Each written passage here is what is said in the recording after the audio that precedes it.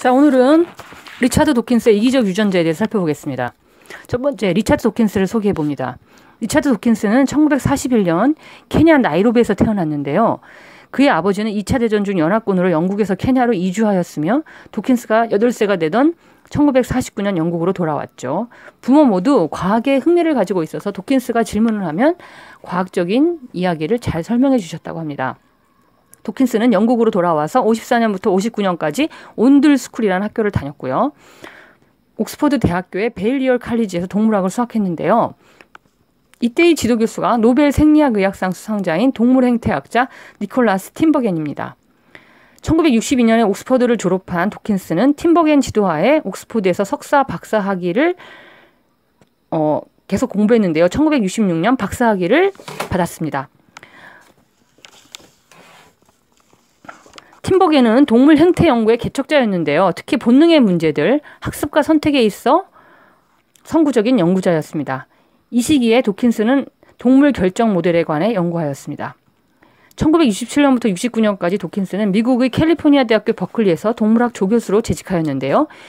이 시기 미국에서는 베트남전에 대한 반전운동이 거세게 일어났는데 도킨스도 여기에 참여하였다고 합니다.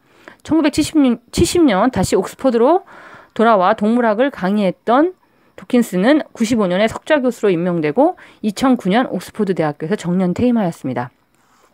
자, 이기적 유전자는 1976년에 저술되었는데요.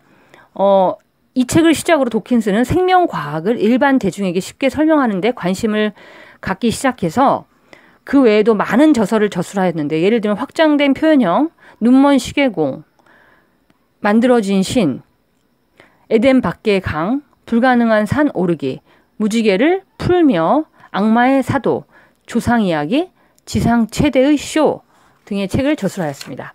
자, 두 번째, 이 책의 내용을 요약해 볼게요. 자, 이 책의 내용은 1장부터 13장의 13개의 장으로 이루어져 있는데요. 자, 1장부터 5장까지 중요한 개념들에 대해서 도킨스가 설명하고 있습니다. 자, 그래서 우리가 1장부터 5장까지만 여러분이 잘 따라와 주신다면 그 뒤의 장들은 이 개념들만 이해하면 좀 비교적 쉽게 이해할 수 있는 장이라고 생각됩니다.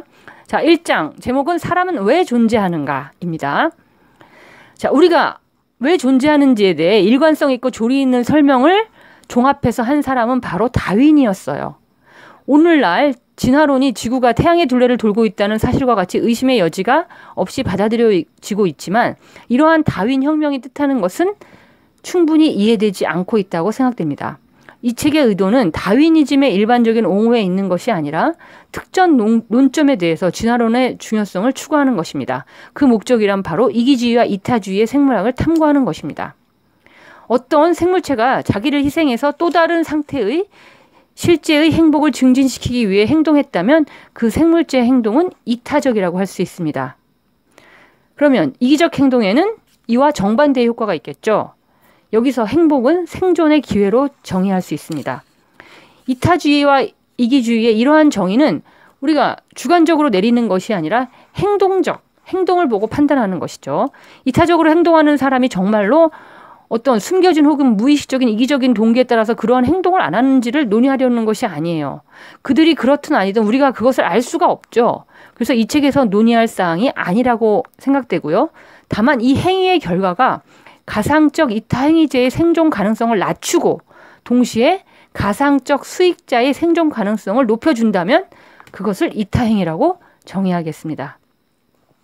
자, 우리가 그냥 겉보기에 그러니까 그 의도는 알 수 없고 보이기에 겉보기에 이기적 행동은 예를 들면 어떤 게 있냐면은 검은 머리 갈매기는 이웃 갈매기가 먹이를 찾으러 집을 떠나면 둥지를 습격해서 어린 새끼를 삼켜버리건 그런 경우가 있는데 이게 바로 이기적 행동이죠. 또 암사마귀는 교미시의 순놈을 잡아먹는 행위를 합니다. 이것도 이기적 행동이에요. 이렇게 이기적 행동이란 먹이나 영역 또는 교미의 상대와 같은 가치 있는 자원을 서로 나누기를 거부하는 행위예요. 그러면 겉보기의 이타적 행위란 뭘까요? 예를 들면 일벌이 꿀 도둑을 방어하기 위해 침을 쏘는 행위인데요. 침을 쏘면 벌이 어떻게 돼요? 생명 유지를 위해 필요한 내장이 침과 함께 빠지므로 얼마 안 가서 죽게 되겠죠. 이러한 벌의 자살적 행위는 집단 생존에 필요한 먹이는 지켰을지 몰라도 일본 자신은 어떤 이익도 누릴 수가 없겠죠. 또 작은 새는 매와 같은 포식자가 날아가는 것을 보면 독특한 경계음을 내는데 이 소리를 듣고 무리 전체는 피하지만 경계음을 내는 새는 어때요? 포식자의 주의를 끌므로 위험에 처할 수가 있겠죠. 이런 게 바로 이타적인 행동입니다. 자, 진화는 자연 선택에 의해 진행되고 자연 선택은 바로 최적자의 차별적 생존이라고 얘기할 수 있는데요. 그렇다면 여기서 최적자의 단위란 하나의 개체일까요? 품종일까요? 또는 종일까요?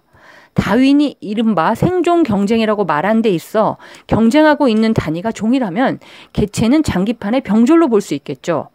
이러한 병졸은 종 전체의 더 큰 이익을 위해 필요하면 희생할 수 있는 것이겠죠. 세계는 자기 희생을 치르는 개체로 이루어진 집단이 대부분 점령하게 되겠죠. 그러면 이것이 바로 그룹 선택설이에요. 이와 다른 전통적 학설로는 개체 선택이 있는데 이 책의 저자는 개인적으로는 유전자 선택설을 더 선호하고 있습니다. 자, 이타주의자의 집단 중에는 어떤 희생도 감수하기를 거부하는 소수파가 반드시 있게 마련인데요. 다른 이타주의자를 이용하려고 하는 이런 이기적인 반역자가 한 개체라도 있으면 그 개체는 아마도 다른 개체보다 생존의 기회 또는 새끼를 낳는 기회가 많아지겠죠. 그리고 그 새끼는 각각 이기적인 특성을 이어받는 경향이 있겠죠. 여러 세대의 자연 선택을 거치고 나면 이 이타적 집단에는 이기적인 개체가 만연해서 이기적 집단과 구별이 어렵게 될 것입니다. 처음부터 그러면 반역자가 전혀 없는 순수한 이타적 집단이 있다고 가정해 봅시다. 이 경우 이웃에 만약에 이기적 집단에서 이기적인 개체가 이주해 와서 이기적인 개체와의 교배로 이타적 집단의 순혈통을 오염시킬 수 있는 것을 막을 수 있는 방법이 무엇인지 참 얘기하기가 어렵죠. 개체 선택론자는 집단도 사멸한다는 것을 인정하여 집단이 실제로 멸망하는지 멸망하지 않는지는 그 집단의 개체의 행동 여하에 달려있다는 것을 인정할 것입니다.